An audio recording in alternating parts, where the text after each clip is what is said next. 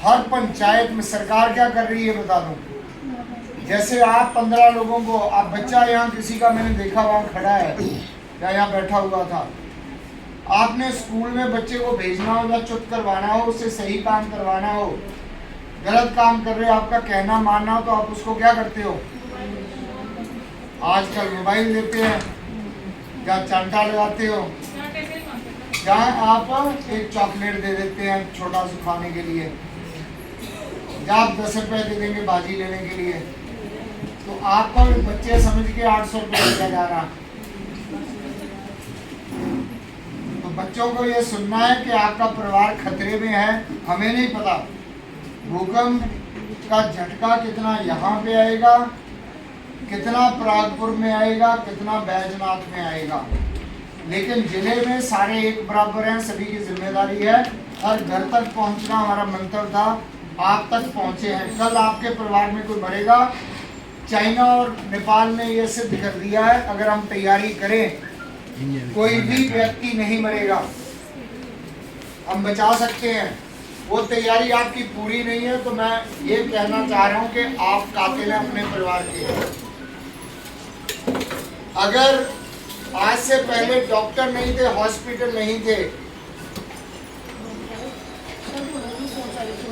तो एवरेज लोगों की जो जिंदगी थी वो 38 साल थी।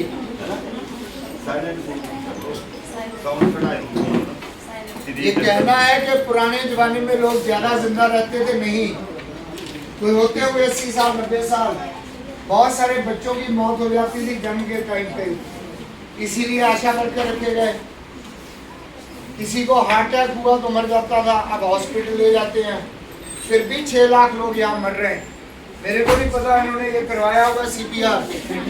आपके बच्चे का आजकल खाना, इधर टीवी भी फोन की आपने बात की, आपके गले में एक ही वॉल्व है, सांस लेते हैं, यहाँ पे एक लगा है, 2 नालियां हैं, वो खुल के सांस वाली नाली खुल जाती है, सांस इधर जा रहा। आपने खाना ऐसे निकला, वो सांस वाली नाली को बंद करता है, यहाँ चीजें चली जाती। अब बच्चा साथ के साथ खाना खा रहा, बच्चा फोन देख रहा, तो जो शरीर है कंप्यूटर की तरह, इसका दिमाग ये वाली चीज को जब चला रहा गलती कर सकता है।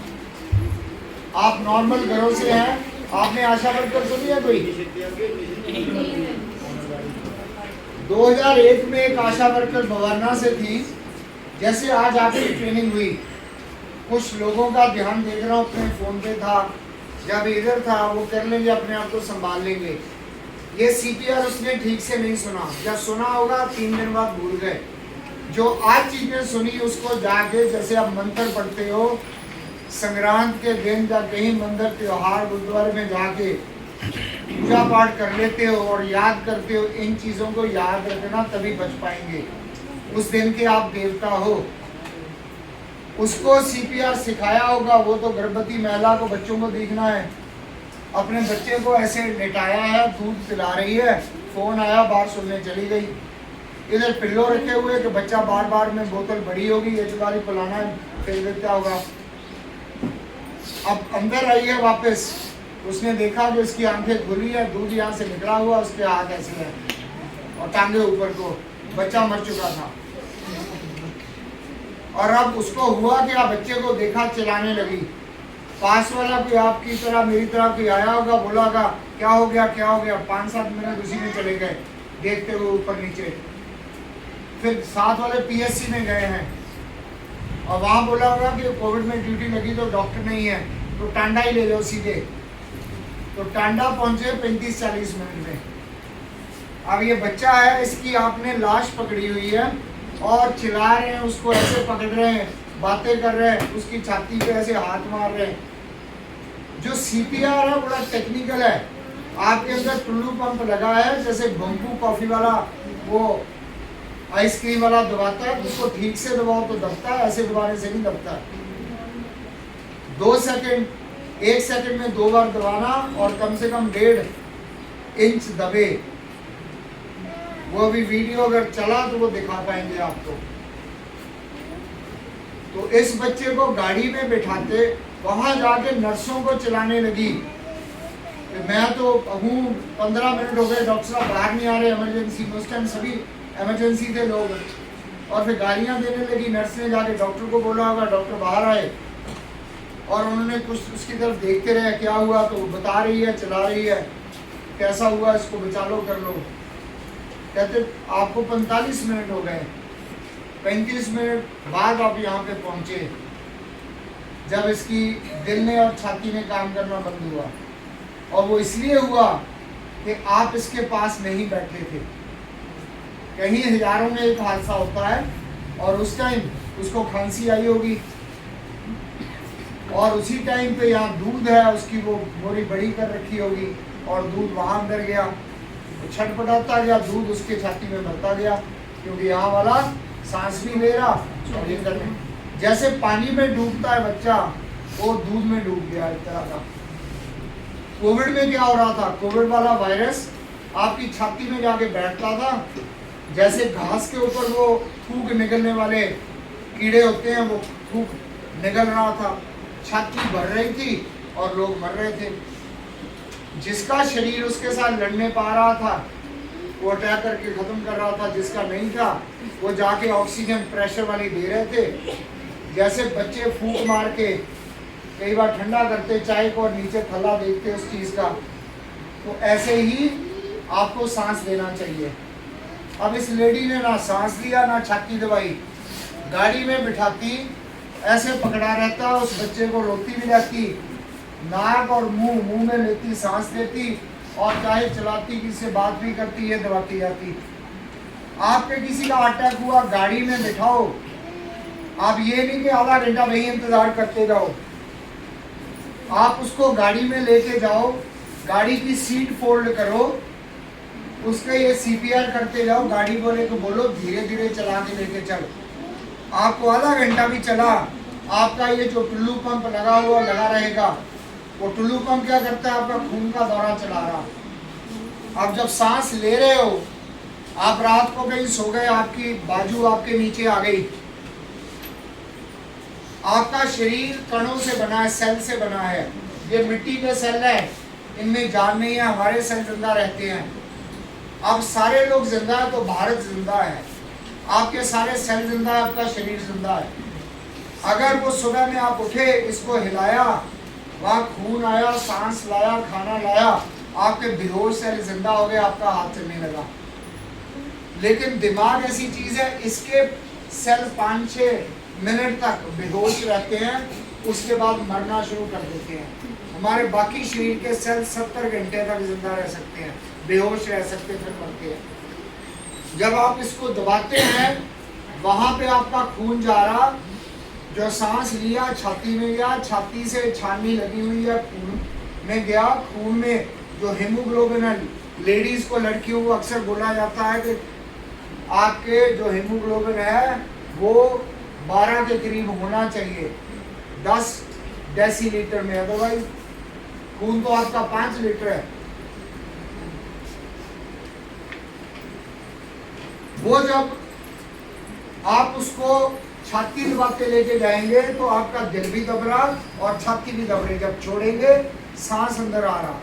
जब आप किसी को सांस दे रहे हो तो हवा में 21% ऑक्सीजन है, जब कोई सांस लेता है 5-10% आपने बचाई और बाकी आधी ऑक्सीजन बाहर आ गई। इसलिए ये नहीं कि जब आप किसी को सांस दे रहे हो और वो खराब है आपका सांस, वो भी सही है।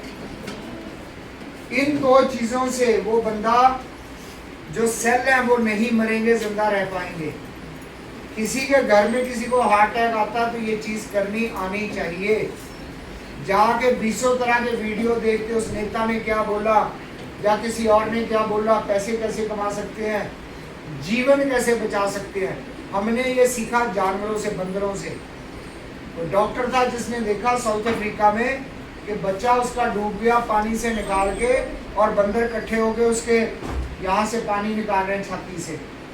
बंदों पे ट्राई किया, अब दिल की सर्जरी वहाँ सीखी डॉक्टरों ने करनी। ये कुदरत में चीजें हैं। हमारी जिंदगी कितनी लंबी है बताएं? आपकी असल में जिंदगी कितनी लंबी है? सरहद जैसी जगह मिले, कितना जिएंगे आप? पता है भाई? 145 साल, मैं नहीं कहता हूँ, डॉक्टर्स कहते हैं।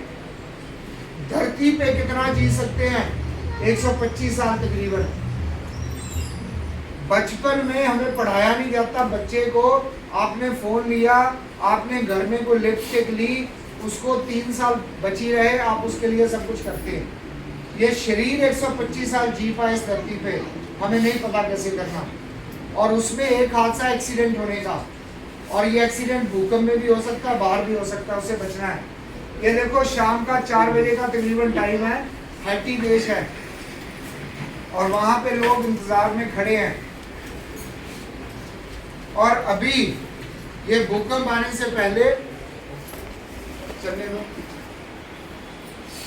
तो नरेंद्र ने पहले कुछ बातें की होगी।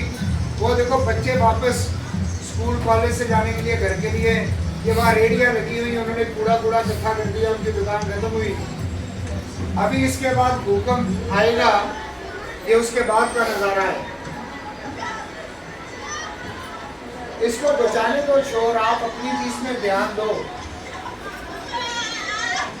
अब इसके बाद ये असली वाला वीडियो उस टाइम का, अब उसमें मुंह पे हाथ फेरे, उसको पता नहीं क्या करना है, ये बच्ची नहीं बची थी।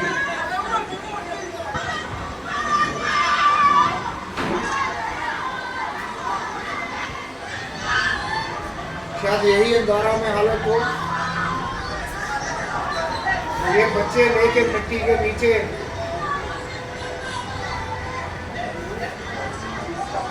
अब ये ब्लॉक बहुत लगा रहे हैं दीवारों पे लोग, ऊंचा पर्दा करने के लिए।